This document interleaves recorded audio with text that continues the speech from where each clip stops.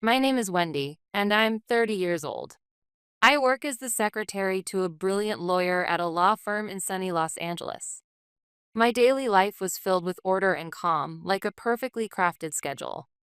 The moment I sipped fragrant coffee while gazing out at the skyline from the office window. The sense of accomplishment I felt as I calmly handled tasks in an office where complex legal jargon flew around. And the peaceful weekends I spent with my trusted partner, Kevin. I carried a quiet pride, believing that this happiness was something I had grasped with my own hands without relying on anyone else. But one day, the harmony of my seemingly perfect world was suddenly shattered. It began with a single phone call. On my smartphone screen appeared the word mother. For 2 years, I hadn't kept in touch with her. We were, for all intents and purposes, estranged. In that instant, it felt as if a cold hand had gripped my heart. I could have ignored it, but my fingers slid across the screen almost against my will, as if some part of me had always known this day would come. On the other end of the line, I heard my mother's voice breaking through sobs. Wendy, please, you have to help me. Julia and he. There's nothing more I can do. Julia.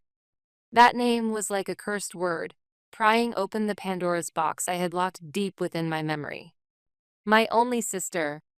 And when she said, Julia and he, I didn't need to ask to know what she meant that man. Paul. Forcing myself to remain calm, I erased all emotion from my voice as if I were listening to a brand new client. Stay calm, Mom. Tell me what happened. What she began to recount was nothing but a pitiful tale of foolish downfall. My sister and her husband had launched a business fueled only by vanity and pride, only to fail spectacularly, leaving them with crushing debt that grew like a snowball rolling downhill. And now she wanted me to shoulder it. The sum she begged for was staggering, $250,000. The moment I heard that number, what rose within me was not anger nor shock, but a deep, icy resignation. If you were asked, tearfully, by your own mother, to rescue the very people who had destroyed your life from its foundations, how would you feel? Would you pity them? Or would you scorn them as merely reaping what they had sown? To truly understand the meaning behind this outrageous request, and why I could feel not the slightest shred of sympathy, you must go back with me. Back to the day when it all began. My nightmare of a wedding. It was 2 years ago, a day forever burned into my memory. The day when I plummeted from the peak of happiness to the depths of hell in just a matter of hours. That is where this entire story begins. 2 years ago, on that fateful day, I awoke to the most radiant morning of my life. Dressed in a pure white wedding gown, I looked into the mirror and felt my chest tremble with rising happiness. It was the day I would vow my future to the man I loved, Paul, after years together. He was an elite, admired by all, rumored to be a millionaire with extraordinary success. I loved everything about him, his kindness, his intelligence, and his ambition for the future. I believed, without the slightest doubt, that this marriage was the perfect completion of my life. As the ceremony drew near, I stood with my father before the grand doors of the wedding hall I had dreamed of. Beyond those doors, there should have been the warm applause of friends and relatives gathered to bless our future. But the moment the doors opened, the sight that met my eyes was not celebration, it was a nightmare. At the altar, in the very place where I should have stood, was a familiar figure. My sister Julia, wearing a wedding gown identical to mine. And beside her, in a tuxedo, was my fiancé Paul. For an instant, I thought it was some cruel joke, or perhaps a surprise of some sort. My mind scrambled for excuses. But when the two of them turned to face me, that fragile hope shattered into dust. Julia smiled, not with shame, but with the sultry confidence of someone certain of her victory. And Paul, there was a flicker of guilt in his face, but it quickly hardened into a cold, dismissive look as if I were nothing more than an inconvenience.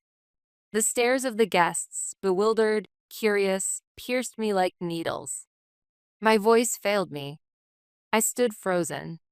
Then Julia leaned close, whispering words meant only for me. I'm sorry, Wendy. But he chose me. I'm the one who'll be the millionaire's wife. With those words, I understood everything. This was not an accident, nor a mistake. It was a betrayal meticulously planned in the cruelest form. Money, status, and the man I loved, Julia wanted everything I had achieved. And Paul had simply traded me for my younger, more pliable sister. That was all. I could feel the ground beneath my feet crumble away. Her words, "I'm the one who'll be the millionaire's wife," struck me like a poisoned arrow to the heart. In that moment, the murmurs around me, even the steadying grip of my bewildered father, all faded into distance. Before me stood the sister who had stolen everything, and the man I had once loved. Neither of them showed the slightest trace of remorse. What I saw instead was the arrogant satisfaction of those who had indulged their desires. I forced myself to stay upright, and in a trembling voice, I asked Paul, "What is this?" "Tell me, Paul." My words sounded thin, pitiful, even to myself. He frowned slightly, as though annoyed by the nuisance, and then, with the indifference of someone kicking a stone from his path, he delivered the final blow. "As you can see, Wendy, I'm with Julia now. Sorry, but I'm breaking off our engagement." His words were a denial of my very existence. What had our 3 years together meant? Were all his whispered promises of love and future nothing but lies? Tears blurred my vision as I turned to my parents, clinging to a final thread of hope. But what awaited me was deeper despair. My mother only lowered her head on the verge of tears. And my father, unbelievably, said to me, "Wendy, let it go. Julia is in love with Paul." As much as I can't believe it, what's done is done.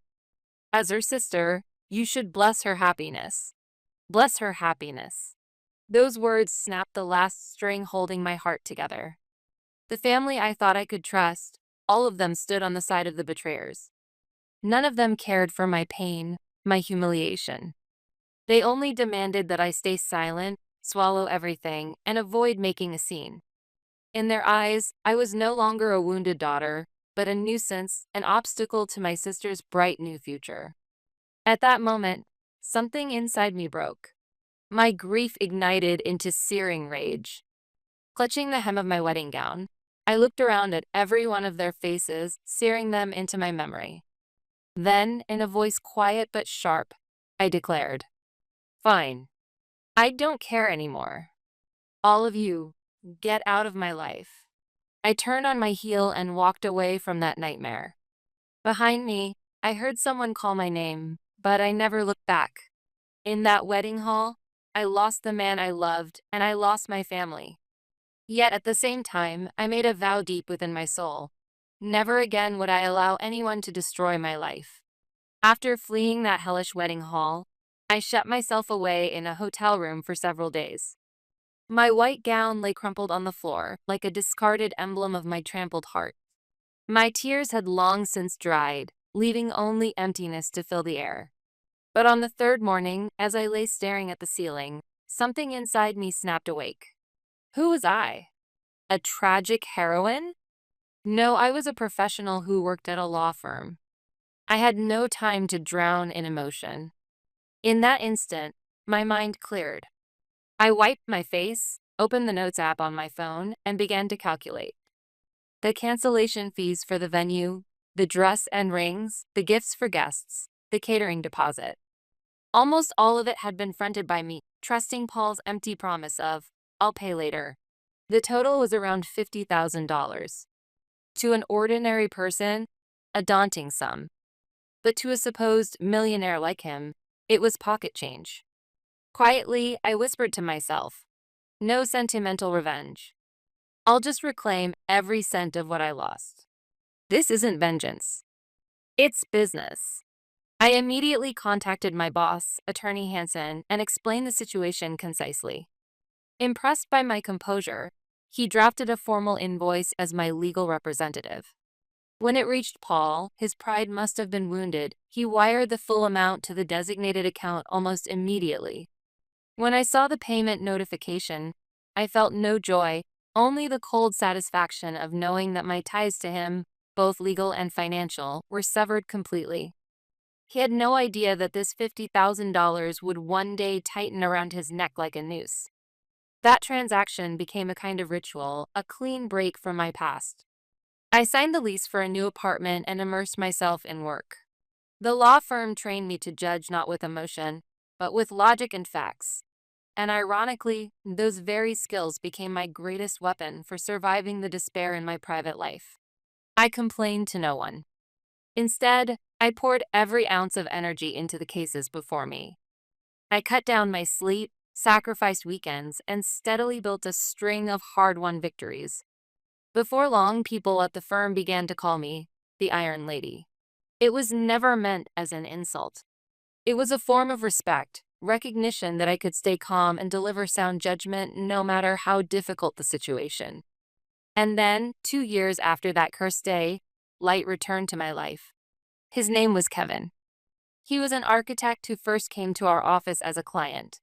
Intelligent, gentle, and utterly unlike Paul. After seeing my work, he asked me to dinner, saying he was impressed. At first, I hesitated. But when I met his sincere eyes, I felt myself willing, just a little, to open my heart again. Even when I shared my past, Kevin didn't recoil or pity me. He simply nodded quietly and said, "You're truly strong." He accepted me exactly as I was. Those words began to thaw the ice around my heart. Meeting Kevin brought color back into my life. He was never flashy like Paul, but his sincerity and the way he genuinely respected my work were like a spring flowing into my parched spirit. Slowly, we nurtured love.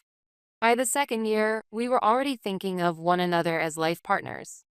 With a new relationship and fulfilling work, I believed I had completely overcome the nightmare of my past. Stronger, happier, more complete than before.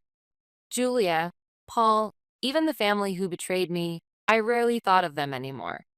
They had long since vanished from the stage of my life, reduced to less than background characters. At least, until the phone rang.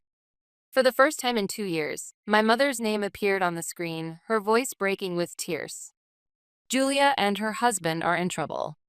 Please, we need $250,000. An outrageous plea." After hanging up, I sat frozen on the sofa. What rose first was not anger, but a cold question. Why now? How could they, who had wounded me so deeply, who had stripped me of everything, dare to ask me for help?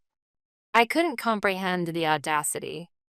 Out of sheer curiosity, no, more like a faint, uneasy instinct, I searched for my sister's social media. And there it was, exactly as I expected.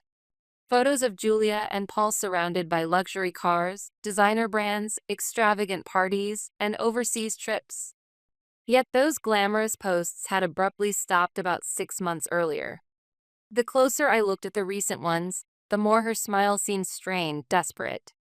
The final post was nothing but an empty champagne glass, gathering almost no likes. That was when the puzzle pieces clicked together. Julia's so-called marriage to a millionaire had been nothing more than a castle built on sand. Paul was never truly wealthy, just a fraud propped up by lies and vanity. The $50,000 stolen from my wedding must have been funneled into his endless cycle of appearances and debts. And now, with the facade stripped away, all that remained was crushing liability. Or in my mother's words, debts so dire they were even being hunted by loan sharks. When the full truth settled in, a dry laugh escaped my lips. How absurd. The sister who once believed she had outwitted me had ended up with nothing but false happiness and very real debt. This wasn't a tragedy. This was poetic justice. Never had the phrase "reap what you sow" fit so perfectly. I glanced at the call log on my phone, staring at my mother's missed call. Help them? I had neither the obligation nor the reason. This was the road they had chosen for themselves. It had nothing to do with me. I ignored every single one of my mother's repeated calls. Hours later, text messages began pouring in like a broken dam. "Wendy, please, I'm begging you to reconsider. Julia is your only sister. How can you abandon your family? Don't become such a cold-hearted person. Not one of those words touched me. Who was it that refused to treat me as family 2 years ago? The shallowness of using the word family only when it was convenient didn't even make me angry anymore. It only left me with a weary kind of contempt. Perhaps frustrated by my silence, my mother's tone shifted from pleading to accusing. I know you're successful. Why won't you give even a little to help? It's your stubbornness that's driving Julia into despair. As if their misfortune were somehow my fault, simply because I refused to rescue them. Calmly, I opened my phone settings and blocked her number. At last, I thought there would be quiet. But that very evening, as Kevin and I sat down to dinner, the apartment intercom rang violently. When I saw the faces on the monitor, I caught my breath. Julia stood there, exhausted and hollow-eyed, while Paul glared with open irritation. Some cousin or relative must have given them my address. Kevin looked at me, worried, but I signaled him with my eyes. It's fine. Without opening the door, I pressed the intercom button and spoke. What do you want? I have nothing to say to either of you. For a moment, Julia flinched at the iciness of my voice, but Paul shoved her forward and barked into the microphone. Wendy, open the door. We need to talk. Your mother told me everything. What kind of ungrateful parasite refuses to help her own family? Ungrateful. I almost laughed aloud. What debt did I supposedly owe them? With perfect calm, I answered, This is my home. I won't be inviting you inside. And as for that word family, how dare you say it with that mouth? Leave now, or I'll call the police. At the mention of the police, they fell silent for a beat. After all, people being hounded by loan sharks have every reason to avoid law enforcement. But then Julia broke into hysterics, crying out like a child throwing a tantrum. You liar. You used to be so kind. Are you really going to just watch us die? You're rich now. How can you be so cruel? Her words were no different from a child throwing a tantrum. 3 years had passed, yet she hadn't grown in the slightest. She never reflected on her mistakes, only blamed others and wallowed in her own misfortune. Rich? I leaned closer to the speaker, my voice dripping with venomous irony. Oh, but wasn't that supposed to be your prize? Isn't your millionaire Paul supposed to fix everything? After all, he was the man you stole from me, the one you claimed was your perfect future. By all means, enjoy it. The two of you deserve each other. My words struck with surgical precision. On the monitor, Julia's face flushed scarlet with rage and humiliation, while Paul's mask of arrogance finally cracked, twisting into hatred. He had been parading himself as a visionary IT startup CEO, boasting of cutting-edge AI and disruptive innovation. But in truth, it was smoke and mirrors. Ever since he siphoned $50,000 from my wedding, he'd been conning investors, funneling most of the money into his own luxurious lifestyle. Now that the facade had collapsed, my words were more than enough to shatter his pride. You bitch! He snarled like a cornered animal, slamming his fist into my front door. The dull thud reverberated through the apartment walls. Kevin immediately stood, shielding me, phone already in his hand to call the police. I, too, judged that this was no longer within the bounds of discussion, and calmly, but as a final warning, spoke into the intercom. Stop this right now. If you continue, I'll report you for trespassing and property damage. Whether you end up with a criminal record is none of my concern.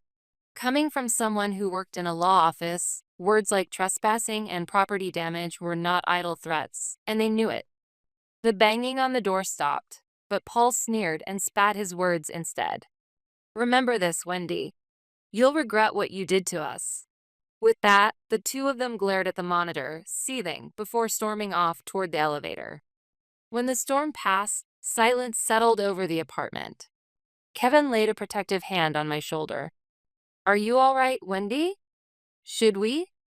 Yes. Call the police, I said firmly, grateful for his care but unwilling to drop my composure. I want everything on record, because we don't know what they might do next. That night, we gave a full statement to the police and requested increased patrols around the building. Kevin offered, "If you'd like, you could stay at my place for a while." But I shook my head. "Thank you, Kevin, but I won't run. This is my home. If I give it up under their threats, that would mean they've won." He saw the resolve in my eyes and said nothing more, only held me tightly. From that day forward, I knew my real battle had begun. They would not give up easily. And as I feared, my intuition was right. The worst was yet to come. Since that day, Kevin and I have never let our guard down. We installed additional security cameras and replaced the door lock with something far more secure. For a few days, nothing unusual happened. The quiet felt almost like the calm before a storm. I even allowed myself the faint hope that perhaps they had finally given up. But just as that thought began to take root, the next incident struck, this time at my workplace, the place where I was most exposed. That day, I had just finished a meeting with an important client and was walking through the lobby of the office building. Out of the corner of my eye, I caught sight of two all too familiar figures. Julia and Paul stood up from the sofas as though they had been waiting for me. They no longer looked worn down, but unsettlingly composed. I froze for a moment, but quickly decided that fleeing would only give them power. I tried to walk past, ignoring them. Paul stepped directly into my path. "Wendy, just a moment. This is the final conversation." His eyes glittered like those of a cornered animal. I could feel the stares of bystanders on us, but I remained calm. This is my workplace. This isn't the place for private matters. And as far as I'm concerned, there's nothing left to discuss. I attempted to move around him, but Julia suddenly grabbed my arm with a force that startled me. "Wait, please. Our lives are on the line. Are you really just going to let us die?" Her shrill voice carried less the tone of desperation than of threat. I tried to shake her off, but her grip was unnaturally tight. Then, from behind me, a voice rang out, calm, but firm with authority. "Is there some business you have with my secretary?" I turned to see Attorney Hansen, my boss, standing with a severe expression. He stepped between Julia and me, his sharp gaze locking onto them. "Wendy is currently at work. Touching her and interfering with her duties is unacceptable. You understand this could be considered an obstruction of business, don't you?" The weight of a professional legal warning left them speechless for a moment. Paul quickly tried to recover, puffing himself up. "This is a family matter. Stay out of it." But Attorney Hansen didn't flinch. "A family matter, you say? And yet this is a public building and my office. If you continue causing a scene, security will be called and you will be handed over to the police for trespassing. Is that understood?" Trespassing. Obstruction of business. Each term landed like a blow. I saw the color drain from their faces as they realized this was not a world where emotion or intimidation held sway. This was the battleground of law. And they finally understood that I was no longer the weak, compliant woman they once thought I was. Attorney Hansen's calm, final warning was enough to halt their rampage. They now knew they had stepped into a realm where their theatrics carried no power. With the cold stares of onlookers upon them and the security guards closing in, Paul clicked his tongue in frustration, grabbed Julia's arm, and dragged her away, retreating like pitiful defeated soldiers. I thanked Attorney Hansen, who had remained collected throughout. "I'm so sorry, sir. I caused trouble for you. Don't apologize, Wendy. You've done nothing wrong." He gave my shoulder a firm pat. "In fact, you handled yourself admirably. Calm, fact-based, and unshaken, exactly what makes you the best secretary I could ask for." His words were a comfort beyond measure. That incident convinced me they would no longer dare confront me directly. But the story was far from over. That night, my phone rang with a number I didn't recognize. Dread prickled in my chest as I answered. On the other end was my father's weary, broken voice. "Wendy, It's your mother. She's collapsed. He explained that when my mother learned of the scene Paul and Julia had caused at my office, the shock had brought her down. His voice trembled as he continued. Please, Wendy. Can't you forgive them already? They've suffered enough. This wouldn't have happened if you had just helped. It's your refusal that's driving this disaster. In that instant, something inside me snapped completely. Before worry could even take shape, my words cut through, cold and steady, each syllable deliberate. Because I refused to help? I said it quietly, but with deliberate emphasis on every single word. No, Father. Don't twist this. The ones who caused this mess were Paul, with his lies, and his lack of remorse even after being exposed. Julia, with her betrayal, blinded by shallow greed.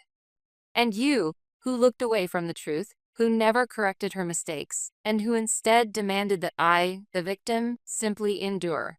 They're suffering? Of course they are. That's nothing more than the natural consequence of their own choices. Do you know the phrase, reap what you sow? I won't play along with your charade any longer. I care about Mother, but that has nothing to do with me paying off their debts. If you can't understand that, then don't ever call me again. With that, I hung up before my father could respond. Then I blocked his number, just as my mother's. Finally, it was over. A long, bitter battle had come to an end, and at last, I was free from the chains of the past. But there was still one thing left to do. I immediately consulted Attorney Hansen and filed for a restraining order against Paul and Julia, citing their harassment at my home and the disturbance they caused at my workplace.